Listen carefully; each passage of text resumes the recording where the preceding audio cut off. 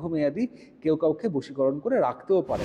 যে একজন পার্টনার রয়েছেন তিনি তার প্রতি কমিটেড থাকুন, তিনি তার প্রতি বিশ্বস্ত থাকুন, এরকম বশীকরণ সম্ভব। আজকাল দেখা যায় যে প্রায়শই একজন প্রেমিক প্রেমিকার মধ্যে আরেকজন চায় আরেকজনকে বশীকরণ করে, অর্থাৎ তার বশ করে রাখতে।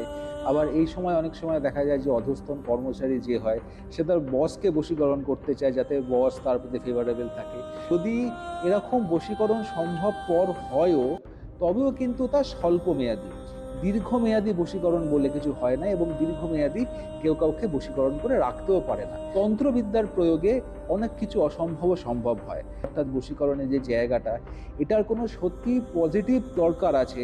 অর্থাৎ দেখা গেল যে দুজন প্রেমিক প্রেমিকার মধ্যে একজন অনুভব করছেন বিনা কোনো কারণে তার প্রতি টান কমে গেল, কোনো রকমভাবে দেখা গেল তিনি ইগনোরড হচ্ছেন সম্পর্কে, তবে এইটা লেগটিমেট কি উনি চাইবেন যে তার যে পার্টনার রয়েছেন, তার যে সঙ্গী রয়েছেন, বা হাজব্যান্ড ওয়াইফের মধ্যে যে একজন পার্টনার রয়েছেন তিনি তার প্রতি কমিটেড থাকুন, তিনি তার প্রতি বিশ্বস্ত থাকুন।